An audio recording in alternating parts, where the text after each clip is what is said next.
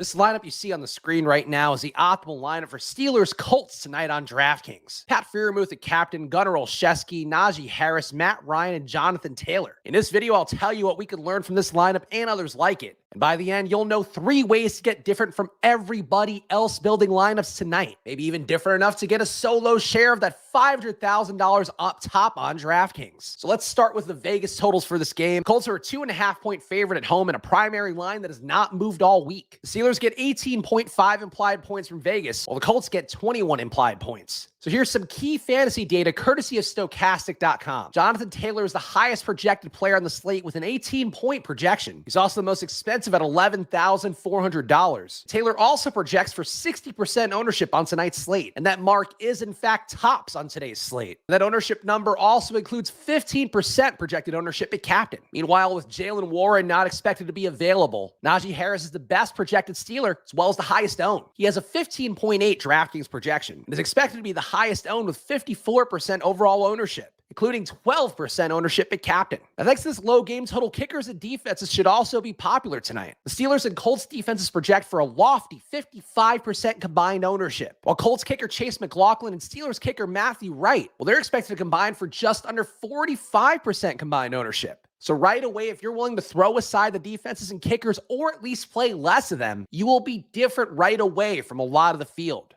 Before we talk more about the optimal lineups and some more unique angles that I would actually play tonight, let's talk about some noteworthy stats from sites like Football Outsiders, PFF, and Sports Info Solutions. Let's start with the Colts. They gave up negative 0.14 estimated points added per rush, which is one of the better marks in the league. Najee Harris could get there on volume, but with how ineffective he's been, with a negative 11.5% rushing DVOA and a minus 12.2% receiving DVOA, it's definitely possible that he could be overplayed at captain. Deontay Johnson and George Pickens seem more interesting for tournaments. Both project for way less ownership than Najee, and Indianapolis is worse at defending the pass. They give a 15% DVOA boost to wide receiver ones, and they're 27th in the league at defending tight ends. So overall, Kenny Pickett's stacks seem undervalued on tonight's slate. The Steelers' D is also worse at defending the pass than the run. They have a positive 0.12 EPA allowed on dropbacks, but a negative 0.049 EPA allowed on rushing attempts. Steelers also play man defense a high 39% of the time, which has surprisingly been Alec Pierce's best situation on the year for the Colts. His 2.2 yards per route run against man defense is actually the highest on the team. Overall, 82% of the touchdowns that Pittsburgh are given up have been through the pass game, compared to just 18% of those touchdowns coming on the ground. Now, Jonathan Taylor can get there on volume, but with him popping up in literally every lineup, it would be wise to have exposure to lineups that fade both Jonathan Taylor and Najee Harris. So here's how I'm expecting the field to build their lineups tonight. On a 25 lineup, no randomness crunch on the Fantasy Cruncher Optimizer, 21 of the lineups had at least 3 Steelers in it, with no 5-man onslaught builds for either team. Jonathan Taylor appears in every lineup, though only in utility spots, while Najee Harris appears in every lineup with an even split between captain and utility. Gunnar Olszewski and Steven Sims come up a lot as salary savings, over 40% of the time in the optimal crunch for each of those guys, with both guys running routes and priced at $200. They're not bad plays, but no better than Benny Snell at the same price tag. Snell should benefit from no Jalen Warren tonight, and he's also direct leverage on a chalky Najee Harris. So back to that optimal lineup with Pat Freiermuth at captain, Gunnar Olszewski,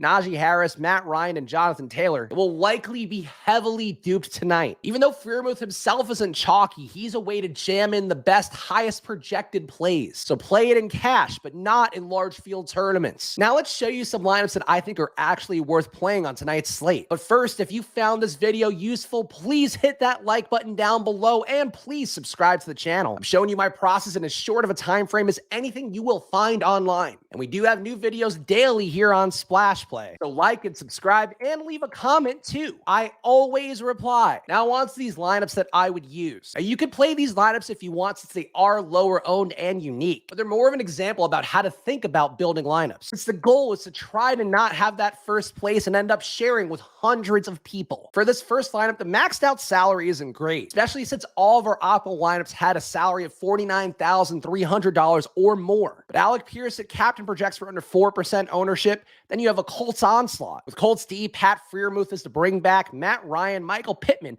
and Jonathan Taylor, all as solid floor plays with a ceiling. And because the field will have less onslaughts and production for Pittsburgh could consolidate for Freiermuth, it seems like a nice lineup that also aligns with the game totals. I also like this lineup that you're about to see. It's a Pittsburgh 5-1 onslaught. Kenny Pickett at captain, Gunnar Olszewski, Pat Freiermuth, Deontay Johnson, and Najee Harris with Jonathan Taylor as the Colts bring back. You could save even more salary and get more different by going with Michael Pittman. But this represents a Steelers win without some of the obvious parts that people may play. Guys like kicker Matthew Wright or the Steelers D. Now this is another one that could use some more salary left on the table, but it does look good. Deontay Johnson at captain, Chase McLaughlin, Alec Pierce, Najee Harris, Matt Ryan, and Kenny Pickett. In this lineup, we're getting away from the Jonathan Taylor chalk, which theoretically means Chase McLaughlin kicks more field goals. And Alec Pierce with Matt Ryan concentrates some pass production and gets away from chalky Michael Pittman. While Johnson himself is a 7% projected owned captain, that's low ownership at the position, and he would likely take Kenny Pickett with him in a winning lineup if he did have that outlier game at captain. And with that in mind, here are my official 3 ways to get different on tonight's Steelers-Colts DraftKings Showdown. So if you're hand building just a few lineups, try this to give yourself the best chance to win against a lot of people that'll be playing 150 lineups. Number 1, be willing to fade one of Najee Harris or Jonathan Taylor. If you play both together, including at captain, you're likely to be holding hands with a lot of the field.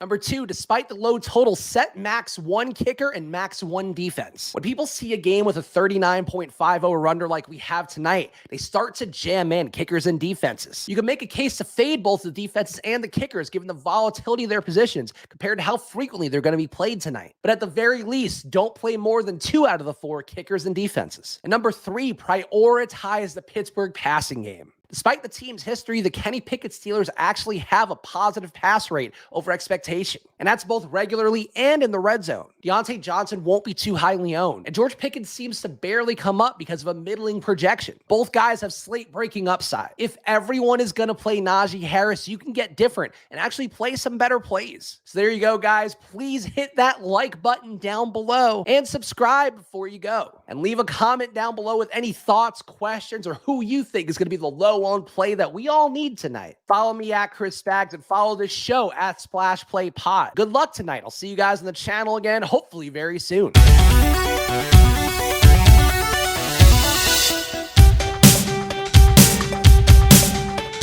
You might be able to tell from my voice, but in fact, our adorable baby Luca got us sick once again over the weekend. So please, no need to thank me for my sacrifice putting together a short form edited video while I'm literally fucking sweating, dying here, all in the name of Showdown.